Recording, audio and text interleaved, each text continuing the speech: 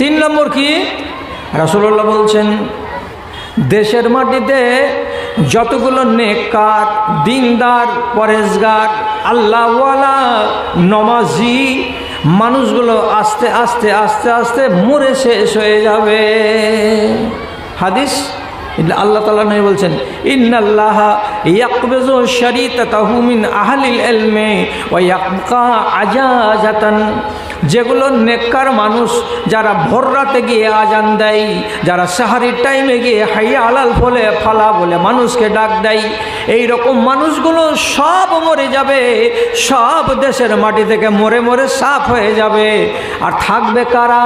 তো নবীজি বলছেন আজাজাতান, যারা হলো পাতান, যারা হলো বেকার, যারা হলো অথর্ব, যারা হলো অসভ্য, যারা হলো ওয়াসার, যাদের কোনো দাম নাই, যাদের কোনো মূল্য নাই, যাদের কোনো ঈমান নাই, যাদের কোনো ধর্ম নাই, এইরকম ওয়াগ্য গাওয়ারগুলো সবাই বেঁচে থাকবে। আর ফজরের টাইমে আজান দেওয়ার জন্য একটা মানুষ খুঁজে পাওয়া যাবে না। অন্যান্য আর টাইমে মসজিদে জামাত কায়েম করার জন্য 4-5টা লোক খুঁজে পাওয়া যাবে না। সবাই মানুষেরা বাজারে ঘোরাফেরা করে বেড়াবে, চৌকে এবং চৌরাহায় তারা বসে বসে আড্ডাবাজি করে বেড়াবে, অথবা থোকা থোকা হয়ে যেখানে সেখানে বসে বসে খেলার আড্ডা জমাবে।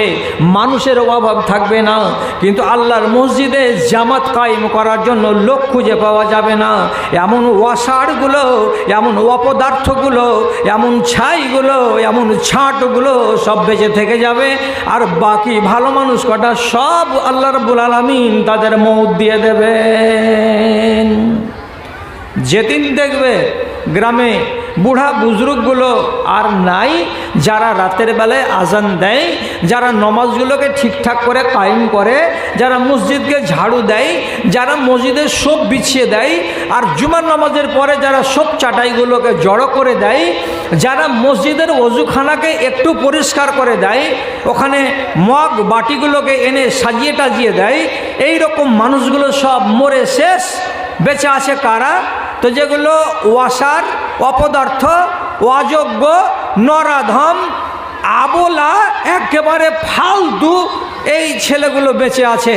যারা এটা মসজিদ এটা বুঝবে না, যারা আজকে শুক্রবার এ কথাটা বুঝবে না, যারা মসজিদের সবখান যদি বিছিয়ে দিই তো নেকি পাবো এ কথাটা বুঝবে না, যারা বলবে মসজিদে যদি আগে যাই তাহলে উটের সওয়াব পাবো এ কথাটা বুঝবে না, যারা মসজিদে গিয়ে মাওলানার মুখ থেকে দুটা কথা শুনবো তাহলে আমাদের ভেতরটা ভালো হবে এ কথাটা যারা বুঝবে না, এইগুলো লোক যেদিন দেশের মাটিতে দেখতে পাওয়া যাবে সেদিন ধরে নিতে হবে ঈমান দেশ থেকে যাচ্ছে, আর বেশি দেরি হবে না। আর সব থেকে যেটা বড় মারাত্মক কথা আপনাকে বলছি সেটা হলো এই, রাসূলুল্লাহ বলছেন যেদিন তোমরা নিজেদের বাড়িতে দেখতে পাবা এই লক্ষণটা। কি লক্ষণ? কি লক্ষণ দেখতে পাবা? তো রাসূলুল্লাহ বলছেন তোমাদের দেশে ছেলেপিলেগুলো, ছেলে হোক কিংবা মেয়ে হোক, রাতের বেলায় ঘুমাবে। কেমন হয়ে ঘুমাবে? রাসূল বলছেন জিফাতুন বিল্লাইলে ওয়া হিমারুন বিন্নাহার। রাতের বেলায় ঘুমাবে তো মরা কুকুরের মতো করে ঘুমাবে, আর দিনের বেলায় যখন জাগবে তখন জিন্দা গাধার মতো হয়ে জাগবে। সেদিন তোমরা জানতে পারবে তোমাদের দেশে আর ঈমান থাকবে না। রাতের বেলায় মরা কুকুরের মতো কে ঘুমায়? এই কথাটা তো বুঝতে পারলাম না, অথচ কথাটা তো আমার নয়। যদি আমার কথা হতো তো আপনি আছাড় মেরে ফেলে দেন, আমার দুঃখ হবে না। কিন্তু বলছেন কাকে? রাসূল করিম সাল্লাল্লাহু আলাইহি সাল্লাম বলছেন রাতের বেলায় ঘুমাবে তো মরা কুকুরের মতো, আর সকালবেলায় জাগবে তো জিন্দা গাধার মতো। এর মানেটা কি? এর মানে হলো এই, যদি একটা কুকুর আজকে মরে যায় তো ট্যাঙে দড়ি বেঁধে আপনি রাস্তার কিনারায় কোনো একটা মাঠে ফেলে দিয়ে চলে আসবেন। আপনি যখন তাকে ফেলে দিয়ে আসবেন তো কুকুরটাকে যে হালাতে ফেলবেন একদিন বাদ দিয়ে দুদিন পরে গিয়ে দেখেন তো ওই হালাতেই পড়ে আছে, ট্যাং চাড়া তো ট্যাং ছেড়েই আছে, মুখ টেढ़া তো মুখ টেढ़া হয়েই আছে। ওর অবস্থা বদলেনি, ওর হালাত বদলেনি।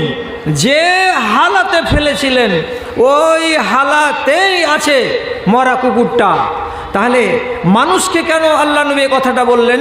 তো মানুষকে বললেন কিভাবে? যে একটা লোক, একটা ছেলে এমন সময় হবে যেই সময়ে রাতের বেলায় ঘুমাবে তো মরা কুকুরের মতো, আর জাগবে তো গাধার মতো। কি করে? যখন এশার নমাজের পর রাত্রি 10টার সময় আড্ডাবাজি করে, পাবজি গেম খেলে, আর মোবাইলকে নেটকে ঘেঁটে ঘেঁটে আবি ঝাবি করে যখন 11টা রাত্রিতে ঘুমাবে, তো ঘুমিয়ে যাওয়ার পরে এমনভাবে ঘুমাবে 12টা, 1টা, 2টা, 3টা, 4টা, 5টা, 6টা, 7টা বেলা হয়ে যাবে, তখন পর্যন্ত জাগবে না। একই রকম বিছানে ফা ফা ফা করে নিতে পারবে, ওর পরিবর্তন দেখতে পাওয়া যাবে না। অথচ একটা মুসলমান যদি ঘুমায় তাহলে মাঝে মাঝে একবার করে কট ঘুরে জাগে। যদি জেগে পিশাব করতে যায় তাহলে একটা মুসলমানের মুখ থেকে দুয়া বেরোবে, আল্লাহুম্মা ইন্নী আউযু বিকা মিনাল খুবসি ওয়াল খাবায়েসে। যখন বেরিয়ে আসবে তখন অন্তত আর মুখ থেকে একটা দুয়া বেরিয়ে আসবে, গুফরানাকা। যদি কোনো মুসলমান একটা খারাপ স্বপ্ন দেখে তাহলে পরে চট করে চোখ খুলে গেলে বাম দিকে একটুখানি থুথু ফেলে আর তাকে বলতে হয় আউযু বিল্লাহি মিনাশ শাইতানির রাজিম। তাহলে এই কথাগুলো মানুষের জিকিরের মধ্যে পড়ে, মানুষের দুয়ার মধ্যে পড়ে। তো যারা খাঁটি মুসলমান তারা অন্তত পক্ষে রাতের বেলায় জাগলে এক একবার তাদের মুখ থেকে এক একটা শব্দ, এক একটা জিকির বের হয়।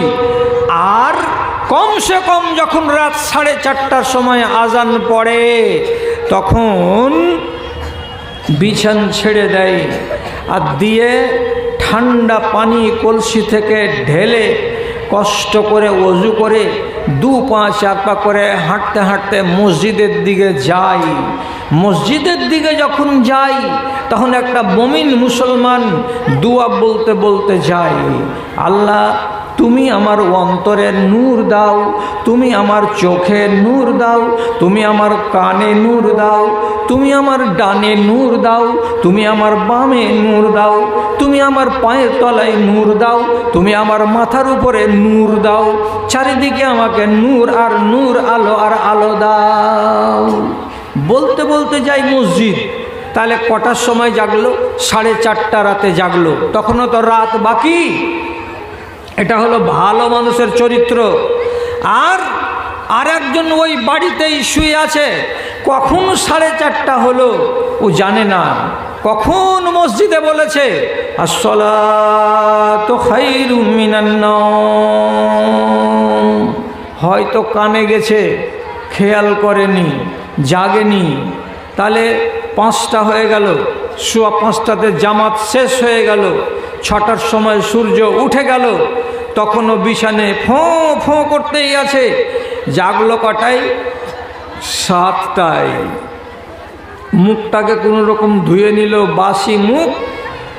আর উঠার পরেই ওর চিৎকার, চেঁচামেচি, দৌড়াদৌড়ি, লাফালাফি, হাঁকাহাঁকি, ডাকাডাকি শুরু হয়ে গেল। তাহলে এতক্ষণ ছিল রাত 11টা থেকে নিয়ে সকাল 7টা পর্যন্ত এই ছেলেটা, এই মানুষটা কি ছিল? মরা কুকুর ছিল। যেমন মরা কুকুর নড়ে না, তেমনি এই মরা কুকুর সারা রাত নড়েনি। যখন সকাল হয়ে গেল চিৎকার, চেঁচামেচি, দৌড়াদৌড়ি আরম্ভ করে দিল। এর মানে কি? গাধা যেমন চেঁচায়, চিৎকার করে, লাফাই আর দৌড়াই, তেমনি সকাল হতে গেলে দোকানে যায়, রোডে যায়, এখানে সেখানে যায়। তো যখন দেখবেন আপনার বাড়িতে এইরকম ছেলে পয়দা হয়ে গেছে, তখন আপনাকে জানতে হবে আমার দেশে ঈমান আর বেশি দিন থাকবে না, চলে যাবে। ঈমান দেশ থেকে চলে যাবে। এবার আপনারা দূরে দূরে যারা যারা বসে আছেন বাড়ি গিয়ে মিলাবেন যে এই লক্ষণগুলো কি দেখতে পাওয়া যাচ্ছে। যদি বলে হ্যাঁ যাচ্ছে, তাহলে আর আমার সাথে তর্ক করতে হবে না। হ্যাঁ, ইবলিশ শয়তান হাসে আর ইবলিশ শয়তান কাঁদে। ইবলিশকে যদি কাঁদাতে পারেন আপনি কামিয়াব, আর ইবলিশ যদি আপনার ব্যবহারে হাসে তাহলে আপনি বরবাদ। জেনে নেন, তাহলে আপনি বরবাদ। ইবলিশ শয়তান হাসে আর কাঁদে, তাহলে কাঁদে কখন আর হাসে কখন? আপনাকে একটা শুধু ছোট করে উদাহরণ দিচ্ছি। কি? কোরআন মাজিদে 14টা সাজদা আছে।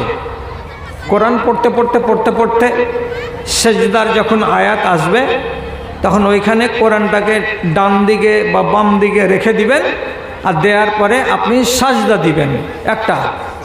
তো কটা আছে সাজদা? 14টা। তো বেটা ছেলেরা করে কি করে না জানি না, তবে মা খালারা এই ব্যাপারে খুব সজাগ। তেলাওয়াত করতে করতে কোরআন মাজিদের সাইডে কিন্তু ওই নকশাটা করাই আছে সাজদা। যখন দেখবে সাজদা চলে এসেছে, কোরআনটাকে রেখে দিয়ে ওরা সাজদা করবে একটা। তো যখন কোনো আদমের বেটা আর কোনো আদমের বেটি সাজদা করে, তখন ইবলিশ শয়তান মগ ডালে কদমের গাছে আর জিয়ালার গাছে আর আমের গাছে বসে বসে কাঁদে। কি জন্য কাঁদে? তো কাঁদার কারণটা হাদিসে লেখা আছে। কি? আমারানি রব্বি বিশ্বজুদে ফাআনকারতু সুজুদা ফাদাখালতুন নারা ওয়া আমার আল্লাহু বানি আদম সুজুদা ফাসাজাদু ফাদাখালাল জান্নাতা। কি বলছে শয়তান?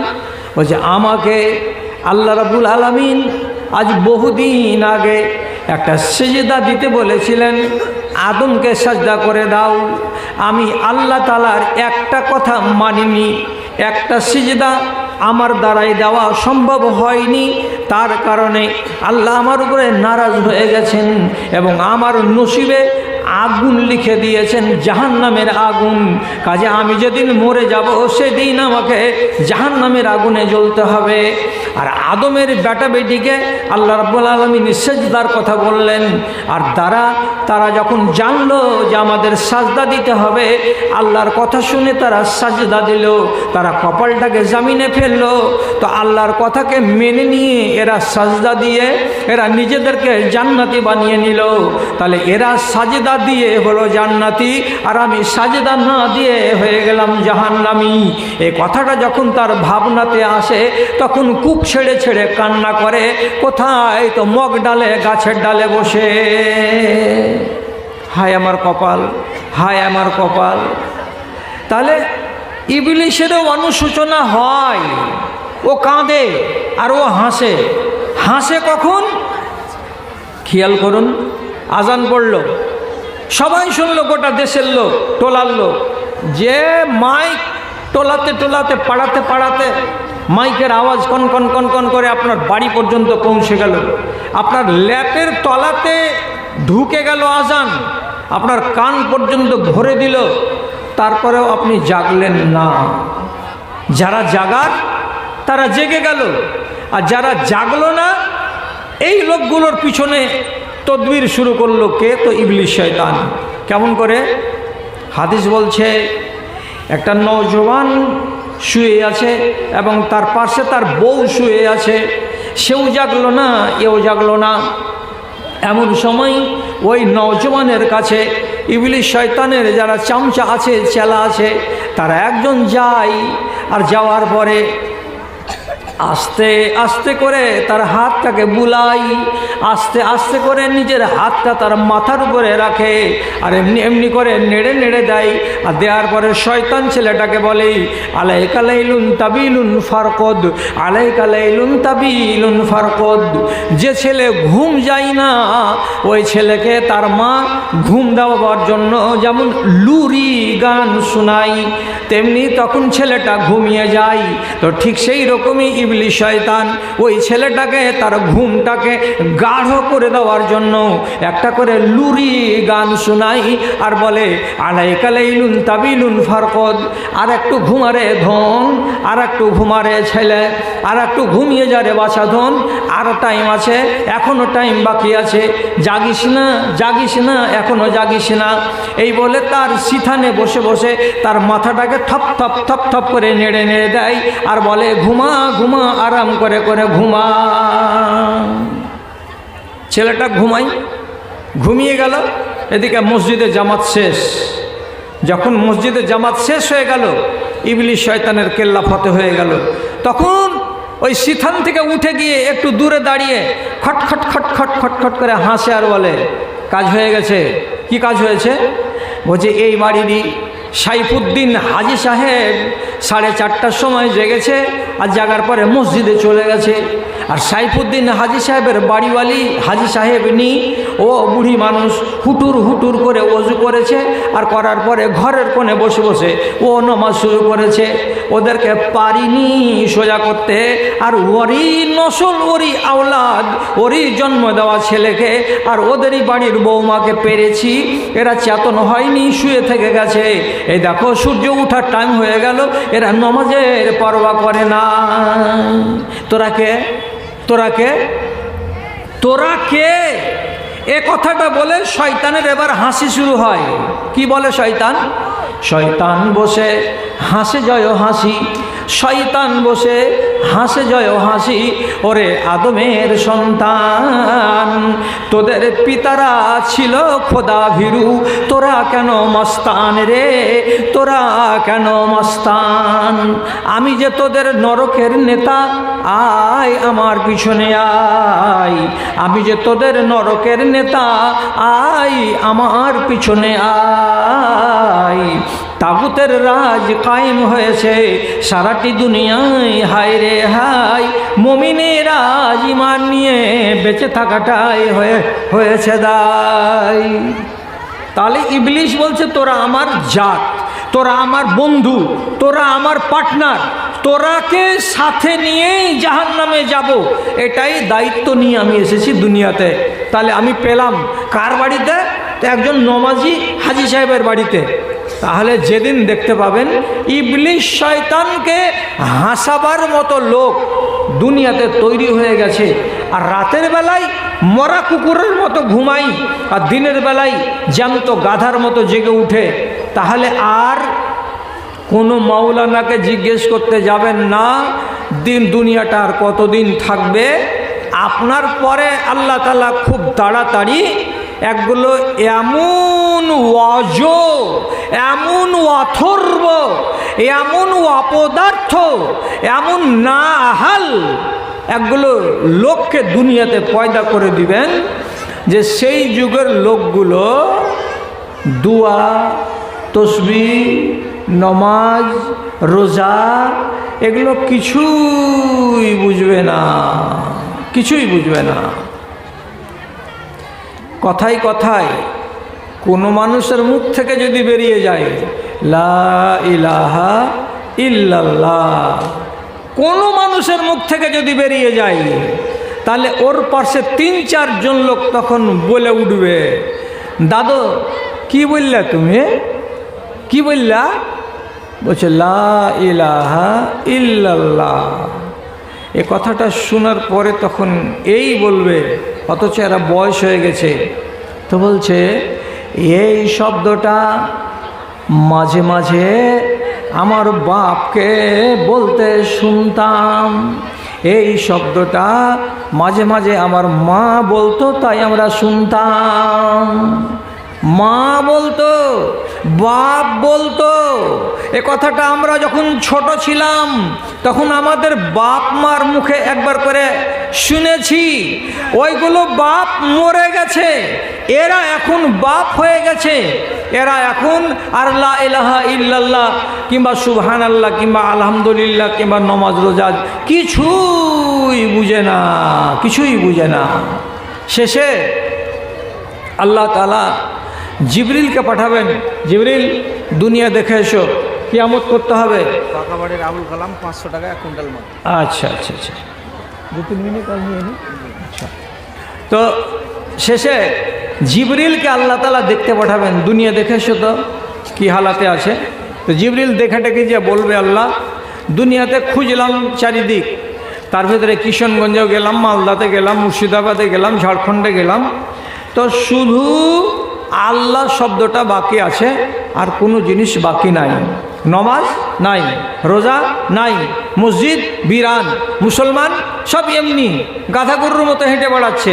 নাম আব্দুল সালাম, আব্দুর রহমান, আব্দুর রহিম সব ঠিক আছে, বাদবাকি কোনো জিনিস নাই। আছেটা কি? শুধু আল্লাহ, বাস আল্লাহ কথাটা আছে। তো আল্লাহ তাআলা জিবরিলকে বলবেন, আরও কিছুদিন থামো, এখনও কিয়ামত করিও না। এই নসলটা যেদিন চলে যাবে সেদিন আল্লাহ বলার লোকটি শেষ হয়ে যাবে। আর যেমনি আল্লাহ বলা শেষ হয়ে যাবে, আল্লাহ তাআলা বলছেন সেই দিন আমি দুনিয়াতে কিয়ামত কায়েম করে দিব। আপনি এবার তাকান নিজের দেশের দিকে, মসজিদের অবস্থাটা কি? মসজিদের নামাজির সংখ্যা কত? বর্তমান নওজোয়ান ছেলেরা কয়টা ভালো ছেলে আছে? ভালো করে শুনেন গ্রামের লোক, আপনাকে সঠিক কথা বলে দিচ্ছি। যেদিন দেখতে পাবেন একটা বাপ তার নিজের ছেলের সামনে কথা বলতে গিয়ে তাকে ভয় লাগছে, বাপ নিজের ছেলের সামনে কথা বলতে গেলে বাপকে ভয় লাগবে, তো যদি বেটার সামনে বাপকে কথা বলতে ভয় লাগে তাহলে জানবেন কিছু নাই দেশে। আর ভালো করে মনে রাখেন, যদি কোনো স্বামী তার স্ত্রীর ভয়ে বাড়িতে জোরে কথা না বলে, আর যে কোনো কাজ করতে গিয়ে সাহস না পায়, কি মনে মনে ওর ভিতরটা খালি দুরু দুরু করে যে আমি এ কাজ করতে যাচ্ছি, যদি আমার স্ত্রীর রেগে যাই তাহলে আমার কিছু থুবে না, এই বলে যদি পুরুষটাকে ভয় লাগে তার স্ত্রীকে বলে, এরকম যুগ যদি চলে আসে তাহলে জানতে হবে যে আর এ দেশের মাটিতে কিছু নাই। বাপ যদি ভয় করে বেটাকে দেখে, স্বামী যদি ভয় করে স্ত্রীকে দেখে, তাহলে এটাই লক্ষণ হলো কিয়ামতের, আর এটাই লক্ষণ হলো দুনিয়া বরবাদ হওয়ার। ভাইজানেরা, আপনারা এই কথাটা কি মানবেন যে এত ফিতনার জামানাতে আপনার ইমানটাকে নিয়ে লড়াই করে কারা?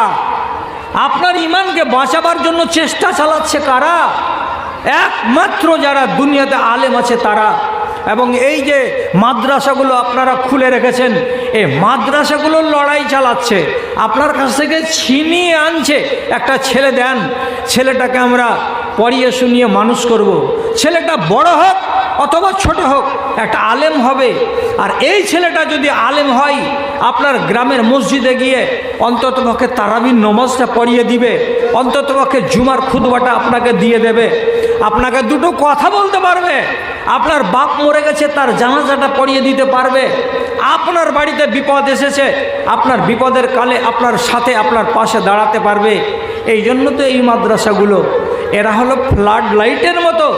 এই মাদ্রাসাগুলো দেশকে আলো দেয়, দুনিয়াকে আলো পৌঁছায়। এদের মা আর বাবা কারা? এদের মা বাবা নীতিশ কুমার নয়, এই মাদ্রাসাগুলোর মা আর বাবা হলো একমাত্র জনগণ। আপনারাই হলেন এর সরকার, আপনারাই হলেন এর নীতিশ কুমার। আপনি যদি টাকা দেন তো মাদ্রাসা চলে আর ইমান বাঁচে, আপনি যদি টাকা না দেন মাদ্রাসা শেষ হয়ে যাবে। আর মাদ্রাসা শেষ হতে গেলে দেশের মাটিতে গুমরাহি তাড়াতাড়ি করে নেমে আসবে। ভাইজান, কথা যেগুলো বলতেছিলাম, রাত অনেক ঠান্ডা, আর আমার পরে আছে নওজোয়ান একদম